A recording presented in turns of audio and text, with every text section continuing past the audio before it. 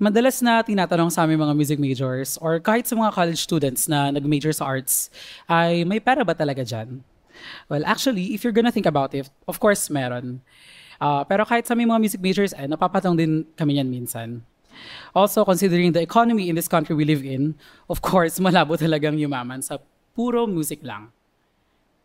Pero, baka maisip mo, paano nga ba yung mga mainstream artists sa Pilipinas na sobrang successful?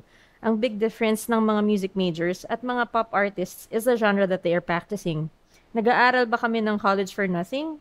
In this episode, we'll try to answer the question, paano nga ba kami kumikita bilang musicians who practice Western music culture? Ako si Army, I study Asian music.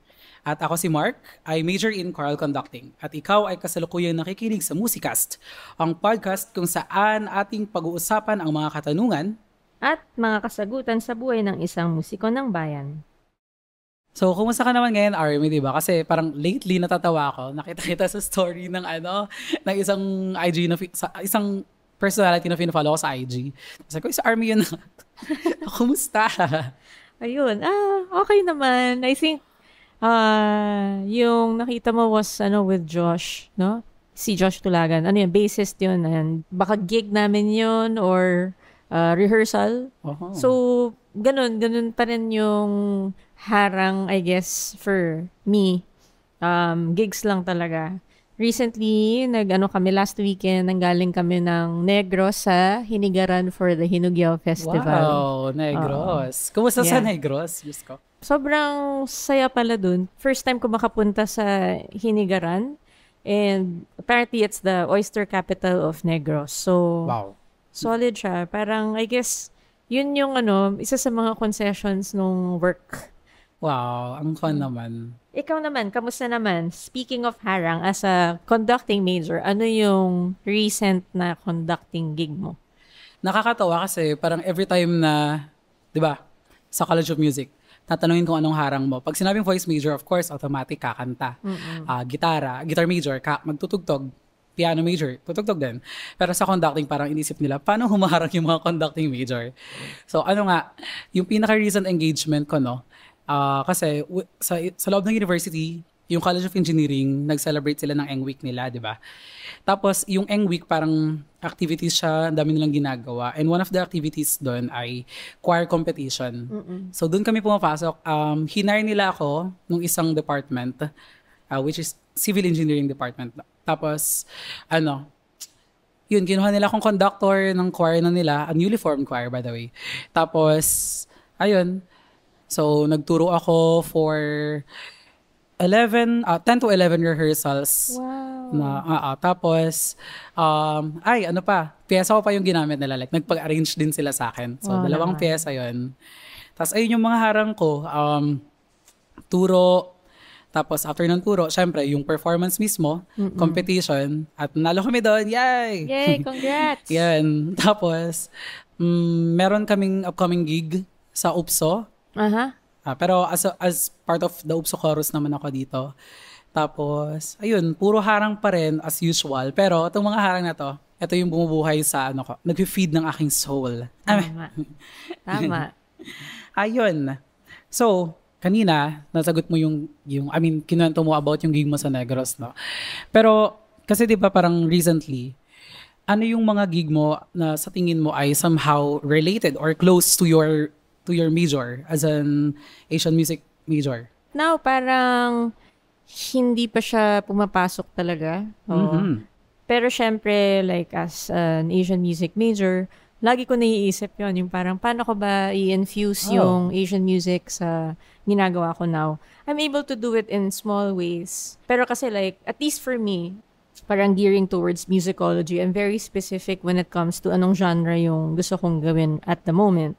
So, if future R&B yung genre, it's a mix of electronic music, there's R&B, there's also a little bit of rock, may elements na ganun. So, parang hindi ko pa mapapasok yung Asian music sa current na genre na ginagawa ko. Pero, it's always at the back of my head. Kasi, minsan, pag may naririnig akong something, iniisip ko kaagad. Wow. In the music, in an Asian music context, ano yung tunog na to? Parang ganun. Ang interesting. Yeah. May mga ganong thoughts talaga na bigla-bigla na lang, no? Oo. Pero kanina pa natin sinasabi yung word na harang, no? So parang care to explain naman sa ating listeners kung ano ba talaga yung word na harang. Okay. So, ang harang ay, at least dito sa school, no, ang naririnig ko lagi dati, harang is a gig, basically. Yeah. Yung meaning, yung context ng harang for a music student is, may harang ako today, so hindi ko magagawa to, di ba? Or hindi ako free kasi meron akong harang. Parang for me, contextually, if I pick up yung clues around it, parang mukhang yun yung literal term na, tama, hinaharangan niya yung schedule. Exactly. Natatawa ako kasi, naalala ko nung first year ako, merong MUL, literature subject with Ma'am Pat, which, Dean Pat na pala ngayon. Wow. Sabi niya, nagulat siya na yung term na ginamit ng isang classmate ko, na may harang pa rin daw siya. Sabi ni Ma'am Pat talaga, wow, harang pa rin yung tawag niyo ngayon. Kasi parang even time pa ni Abelardo, harang na yung tinatawag. Time ni Abelardo. Yan. So, ang galing daw na parang na maintain yung culture na pagtawag sa harang. Pero tama, ganun. Harang kasi, harang sa ACADS. Literally, hindi ka na nakakapasok sa sa kaklase kasi gig ka ng gig. Right. Pero parang kasi ang ganda rin, parang sa field natin, inevitable na hindi ka magkaroon ng mga gigs or mga harang na ganito. Yes. Kasi doon mo nabibuild yung experience Oo. Parang nga siya, may irony doon na parang nag-aaral ka to become a musician pero sa gitna ng pag-aaral mo, kailangan mo rin maka-experience ng live music, ma-apply yung kung ano yung inaaral mo. Exactly. Minsan, dahil sa opportunities na hindi mo na makukuha ulit, mapipilitan ka to pick between the two. So, ako personally, ganun yung nangyari sa akin. So, ang tagal din nung gap na bumalik ako sa school. Dahil sa harang, kasi parang inisip ko, At saka yung, I guess the circle then in which I was surrounded by the people. Parang ako lang yung student. So, lahat sila parang, kaya mo yan, bata ka pa naman. So, parang, wait lang, naka 10 years na since, alam mo yun? Talaga? Minsan din, kailangang maging aware tayo sa time. I mean, it's a very, very brief life we have. So, ano nga ba yung uunahin natin? Ano ba yung gagawin natin? Di ba? Prioritize ba natin or ipagsasabay? Sabi nga ni Ma'am Lucy noon, before mag-start yung SEM namin, nagtanong yung isang classmate kung, Ma'am, what if umabsent ako sa ganitong time? Kasi nagtuturo po ako sa somewhere na probinsya. Sabi ni Ma'am Lucy, ay mamili ka. Sabi ka ni Sir Chino, trabaho or aral. Tama. Nakakatawa na yung mga kino-quote nila yung mga prof talaga. Ganun nakatagal yung culture na yun. Tama. Yun. So, parang I guess, sa harang, kailangan nating malaman kung ano ba yung meaning talaga niya, di ba? Yeah. Paid performances or gigs or anong term ba ginagamit? For us, hindi nga harang yung gamit namin parang we either say na, it's a sponsored event or it's a free event. Dalawa lang yung, pag sponsored event is another term for a paid gig. And then pag free event, probably it's not a paid gig. So at least sa current na band scene, or at least our generation, na hindi naman malayo sa generation yung pero parang yun yung ginagamit naming term. And yun, ang question is, gaano kalaki ang pwede mong kitain sa harang? Ano yung mga factors para mas mapalaki mo pa yung income mo as you become a performing musician? So, marami kasing factors yun. Popularity ng artist, which is related to the perfect timing. People who may know you or people you may know. Kasi yung mga ganun, they're the ones who open doors for you Sila yung mag-e-expand ng opportunities for you. Type ng music na ipa-perform, usually pop, rock. Yun yung mga naririnig natin na kumbaga frequently nasa harang. At least sa world ng bands, no? I'm sure meron din sa world ng music students, mga classically trained. Actually, ang dami. Sobra. Parang, actually, ako personally, this SEM, as in, parang, hindi pa nagsastart yung SEM ko, naka-plot na yung ko, kung paano ko pagsasabay-sabihin yung mga harang ko. Wow, ang galing naman. So, grabe kasi 'di ba, ang schedule ko dito sa CMU ay Monday to Friday. Tapos pag Saturday naman, nasa choir ako. Tapos kapag Saturday morning, nasa community choir ako. Tapos meron akong isang ina-attendan na rehearsal din. Again, another harang. Invited kami nung ni Dr. Joel Navarro. The Dr. Joel Navarro. So, syempre, hindi ko hihindihan yun. Tapos, pag Sunday, humaharang din ako sa church. Tapos after that, another rehearsal naman sa community choir ko. So, yes, magdamag akong wala sa bahay. Ganon kalala yung harang ko na parang, nag-usap nga kami ni Rio kasi invited din siya kay Doc Joel, tapos upso din siya. So, kailan ka absent sa ganito? Right. Oh. Ganon kami mag-plot ng mga schedule namin kasi nga, ang lala ng mga harang. Well, hindi ako nagre-reklamo. Tuwa ako sa mga ganong harang. Right. Same din sa world naman namin, parang sinsave ko talaga yung cuts ko. As in talagang, alam mo yung last nail na yung nakasabit, yung kamay ko, parang gano'n, sa cliffhanger, ganyan. Totoo. Tapos, yung last Monday was the one I had to pull the trigger on kasi may theory tayo. Tapos parang hindi ako pwede kasi wala ako sa Manila. Pero, ganun talaga. Parang, so I guess now, coming back into it, the second time, talagang mas kakailanganin mo ng doubling mental fortitude. Yung mga maliliit na opportunities that may excite you, impossible naman for us to be in two places at the same time. So, kailangan talaga natin piliin yung priority. Exactly. So, ngayon, nandoon na lang ako sa talagang tinatry kong i-balance yung imbalance. And walang perfection doon. pero nakakahinga naman sometimes. So, parang it takes time to get used to that. Kapag yung pahinga, kapag nakuha mo siya, like a week of being so pagod. Tapos kapag nandun na yung few hours na pahinga, parang, yes. Diba? So yun, mga ways, I guess, for musicians to earn royalties, isa yun dun.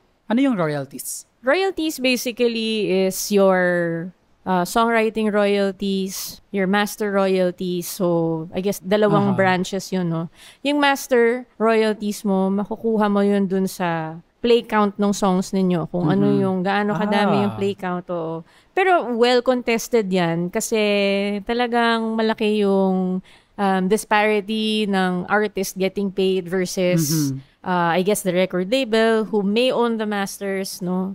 So, if you have a chance to record your masters, you may share it, I suppose, with the record label. But sana magkaroon ng way para yung artists will still have a say what they can do with those masters. Minsan kasi wala ka nang magagawa. Mabibenta siya against your will. Really? Like Taylor Swift, ganun yung nangyari. So, kahit gusto niyang bilhin, kahit gusto kong bilhin yung masters ko, iba yung may hawak nun. Talaga? So, maraming parts ng music industry that have to be, for us to rethink before you do something. If you sign a contract, you have to have your contract. So, yun yung isa. The other one is your publishing royalties as a songwriter if you write your own songs. For me, personally, it's something I will never sell. Because that's my intellectual property. And even if I reach an agreement na we all share everything, I can share everything, but the publishing aspect has to be fairly documented, I guess. Yeah. So, yun. Again, sa well-contested process ng revenue that you get from streaming platforms, sobrang liit ng percentage talaga na mapupunta sa artists unless nasa hundreds of thousands and millions na yung streams mo. Diyos ko. Naalala ko si Joey. Yes. Joey Reyes, no? Pinanood ko yung gig nila sa Jazz Expats. Tapos, syempre, since galing ng banda nila, tapos nagpa-promote sila ng songs nila, sabi niya, makinig kayo sa kanta namin, ganyan. Tapos, magkano kikitain namin dyan? 3 piso. Diba? So, yung musicians, usually, they will have to find another means of income para mas supplement yung lifestyle nila na hindi naman talaga karangyaan eh. Actually, yung mga musicians, parang kailangan lang nila yung instrument, kailangan nila, safe place to be. Hindi masyadong ganun kalaki yung needs natin. And yet, parang we're the least gratified And at the same time, it's actually a very lucrative business for those who run the business. And that's, I think, the imbalance that has to be fixed for another discussion. But ating tandaan, yan ang mga Correct issues natin. So, natutuwa ako sa isang question, no? Kailangan mo ba na maging mayaman to thrive in music industry? Considering all the things that we've talked about, ano sa tingin mo? Okay, medyo nag-shift kasi yung POV ko pagdating sa ganyan eh. Parang hindi naman kailangan, pero magagamit natin yung resources na yun para mapadali yung buhay natin. Totoo, diba? Grabe. For me, money is a magnifier. Kung mabait kang tao, marami kang magagawang maganda. Totoo. Kung madilim ang iyong kalooban, marami kang kadiliman naman sa spread. So, bilang nasa UP Diliman. Oo. So, hindi rin naman natin kailangang i-vilify yung kumita because we need that to survive in a very, least gratified industry. So, I guess, maganda sana kung dito natin makuha yung income talaga natin. Pero sa ngayon, mukhang kailangan natin to supplement it. And I think di ba, we teach.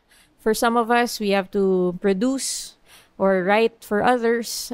Parang ganun eh. Hindi pa din siya talaga, kahit na sabihin mong we've been here a while, hindi talaga covered 100% unless meron talagang nagbaback sa'yo na record label or sa position ko kasi independent ako. So, lahat ng ginagawa ko, umiikot lang din yun sa akin. So, parang I get paid for something and then I use that to pay someone, and we have to do it fairly. Aaralin mo yung rates na hindi naman agrabyado yung musicians mo.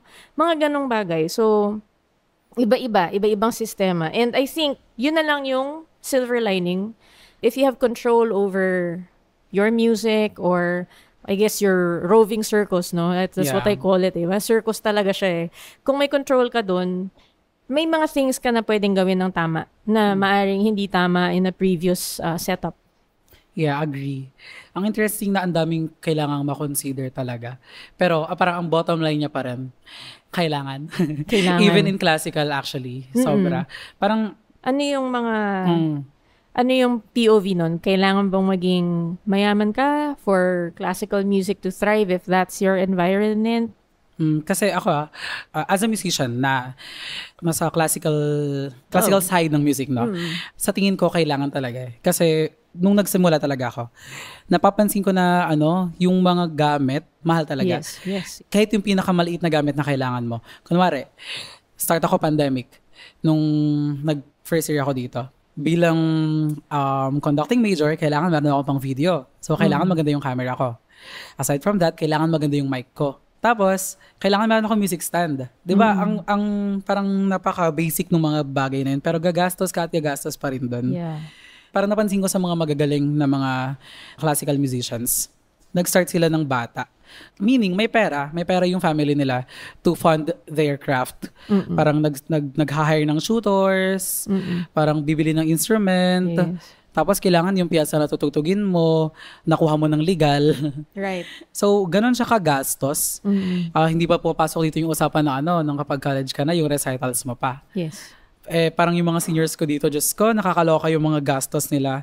As a conducting major, takot ako mag-recital. Kasi, junior recital pa lang, gagastos ka na ng 100K plus. OMG. Tapos, lang yun, small works lang yun. So, meaning parang choirs lang kailangan mo. Sa graduation recital mo, large work yung ipaperform mo. Yung mga large work kasi normally, di ba, may mga instruments na siya. So, aside from paying your singers, babayaran mo rin yung mga players mo. So, ang dami nun. Let's say, nag-large work ka talaga na Beethoven, Haydn, Mozart, whatsoever. Yung mga instrumentalists, kailangan mo silang bayaran. So, yes. I think, kailangan talagang mayaman ka. Or, kung hindi mayaman, resourceful, madiskarte. Kakahanap ka. Pero, buti na lang for that kind of activities. Merong pwedeng lapitan ng mga tao or offices na mayaman. Actually, parang yun eh. Parang, it's about knowing where to find support. Diba? Kasi parang, yun din, nakikita ko rin like sa visual arts, may mga patrons who support the work of visual arts. Iniisip ko, bakit sa music, parang hindi natin mahanap pa sila? Well, siguro in essence, yung visual arts, you can resell the paintings, may value siya. Yeah. Sa atin, is a performance-based kind of work eh. Mm-hmm. Once matapos na yung performance, tapos na siya. And of course, you have to pay everyone. It's an investment in itself. Tapos, hindi ka sure kung yung turnout ng mga tao, kung sold out ba yung show or hindi. So, as a business, it will really require someone with deep pockets to produce a show and willing to lose something. Lalo na kung hindi kilala pa yung artist. Pero magaling. Yun yung ano doon eh. Maraming magagaling. Pero paano mahanap na magagaling yung mga resources na kailangan nila for them to really show how great their talent is, di ba? Are those who major in music, ito nakakatawang tanong to, pero necessary na tanong. Medyo related. Are those who major in music except performing majors destined for financial struggle? Ano yung masasagot mo dyan? Okay, so, kwento muna ako. Nakakatawa kasi ito. So, nagharang ako. Sa usapan namin, nung contact ko before kami magkita, before mag-start yung harang, tinanong niya yung rate ko. So, nag-mention ako ng rate. Pero since students, kailangan kong bawasan. So, nagbigyan ako ng student rate ko. Kunwari lang, 200 per hour yung sinabi ko na rate. So, diba, conducting major ako. So, yung harang ko ay mga rehearsals, kanyan.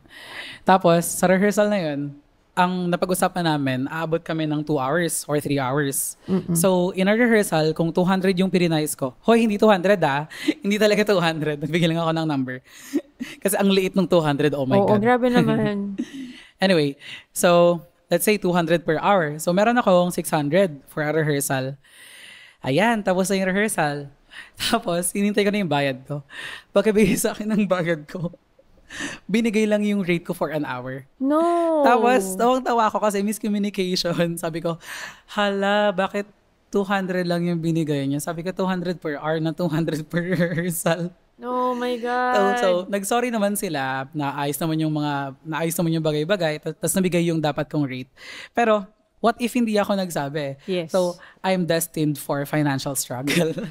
Actually, ano yan parang yung clarity, no? Clarity takes away so much of the struggle.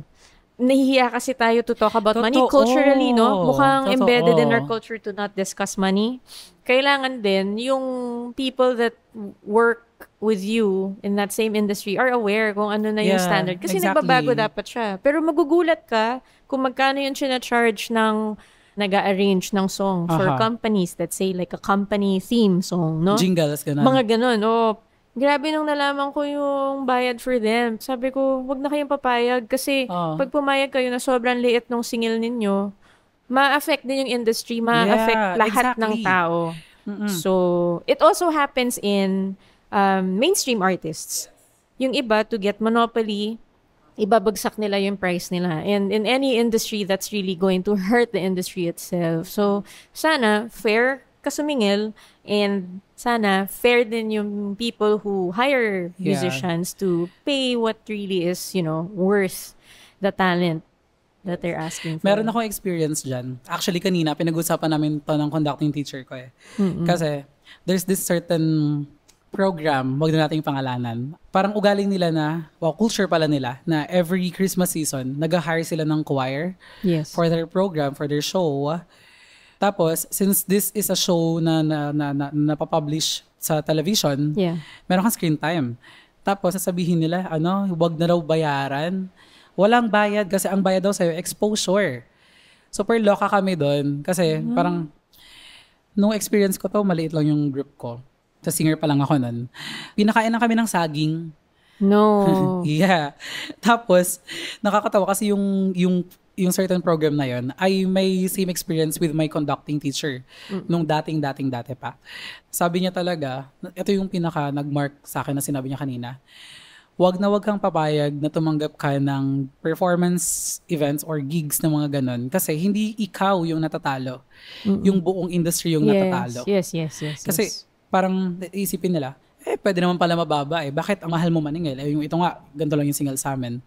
Kung destined for financial struggle, iba kasi yung pag-iisip ko sa ganyan. Medyo sa akin, nasa long-term POV ako Like when I do something, kahit matagal, personality ko siya, yung parang kahit matagal yung rewards niya, I will stay, I will keep at it. As long as sure ako na everything around me is being done the right way. Pero kung may magic na behind the scenes, yun, medyo mahirap ayusin yun because that's a systemic problem, di ba? I would say you make your own destiny, and at the same time, hard work will really pay off. And I also see I guess the benefits of being sociable, no? Kasi minsan, you don't even have to make friends with people in the same industry. It's even more dynamic, in my opinion, for you to make friends with people in related industries. Oh. So if I have friends in like, let's say, FA, we can work together, di ba? Tapos may mga kilala sila na baka kailangan yung services ko, or when I was starting out, di ba? When I was starting out here, yung una ko talagang harang was scoring for films, mga college projects. Yeah. So, yung mga taga-film, naghahanap sila ng music. Oh, wow, totoo yun. Magsuscore. Alam mo yun, sa kahit maliit na halaga siya, that became my sort of reel. So, napasa yung work na yun. Mas dumami yung scoring projects for me. Yeah. Mas nakilala ako. Parang ganun. Sinubukan ko lang din talaga.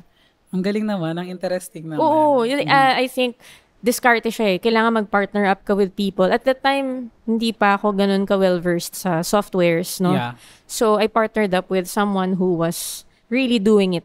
May music engineering knowledge siya. Wow. So, tandem kami nag-work together. Ganun yung, feeling ko yun yung nag-multiply nung opportunities for me.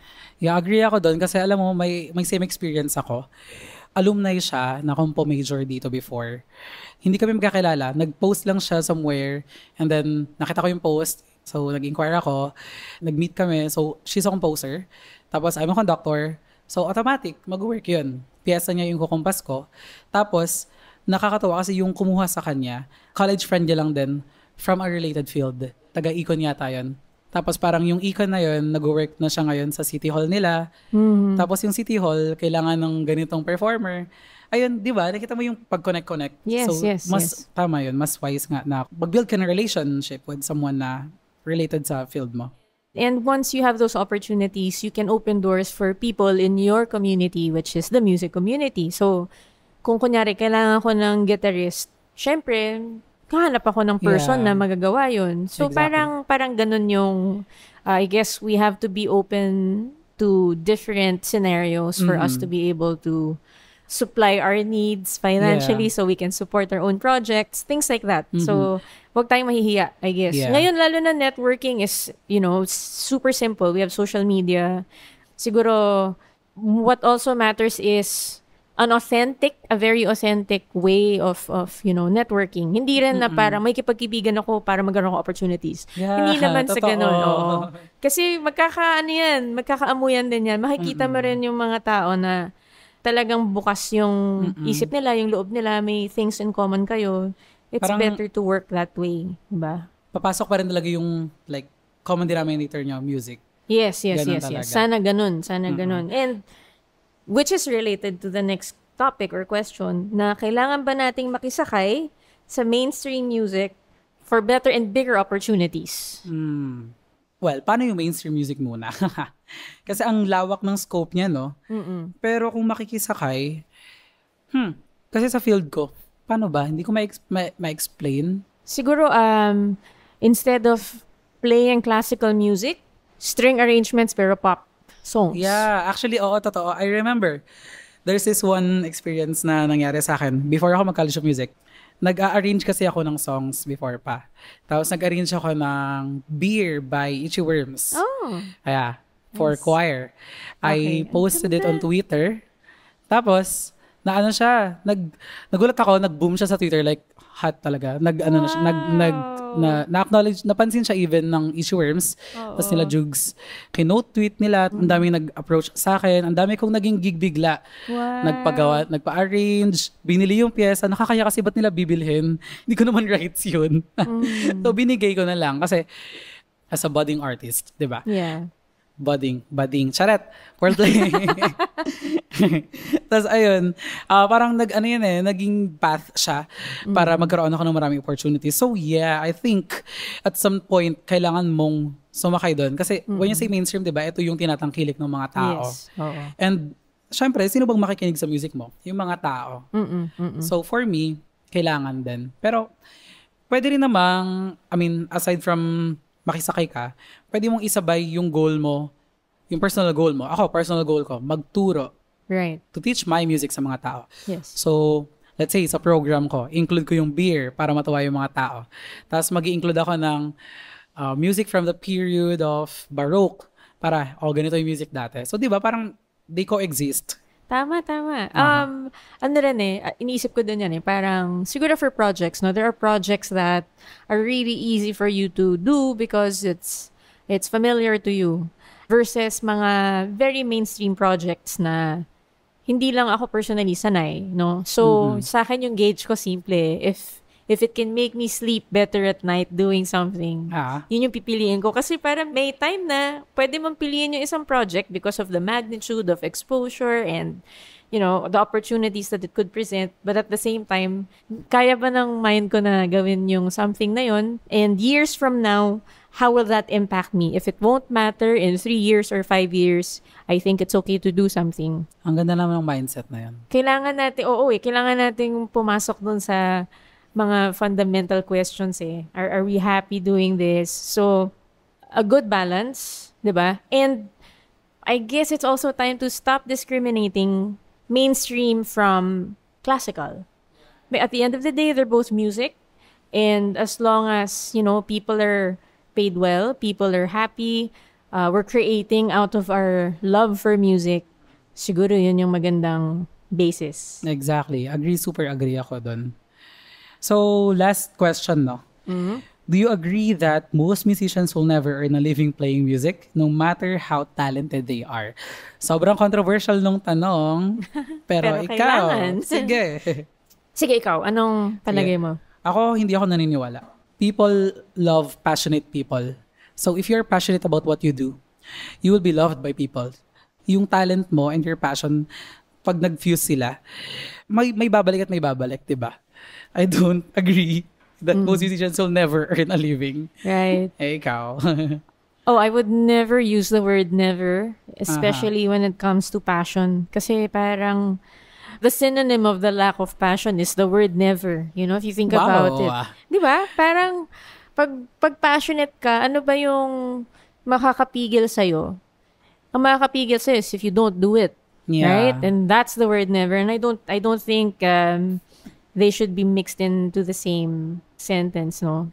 Again, you can find opportunities. You can stay for as long as you like, especially if it fuels you. And that's super true. Yung pag passionate ka, people will feel it. You don't even have to say a word. People will feel it. Sobra, as in the capacity of humans to feel each other without even being in the same room. Malalaman ng tao yun So, we will attract what we want. What we want will always want us back. Yeah, I believe in that. Wow. Na-test na din yan. So, kailangan natin ituloy. Tsaka medyo, for me, this industry is it's kind of like a marathon. So, kailangan talaga tigas yung mukha mo for that Magsistay ako dito. Matira matibay. Actually, a lot of the people that used to be in the same may positions in the industry and at least our generation, no? Mm-hmm. Yung iba sa kanila, nag-give up na din kasi they have families and that's a reality we have to face. Yeah. And at the same time, that opens doors for younger artists to, experience what they have. So, depende lang talaga. May times na you will be glad you stayed. Sobrang sarap sa pakiramdam nun. Pag na-realize mo na, buti na lang nag-stay ako. Ha! Diba? And that's it. That's our episode for today. All I can say is that tibayan natin ang ating loob at maging honest tayo sa ating mga dealings and we'll never go wrong. And also, state our boundaries and be clear.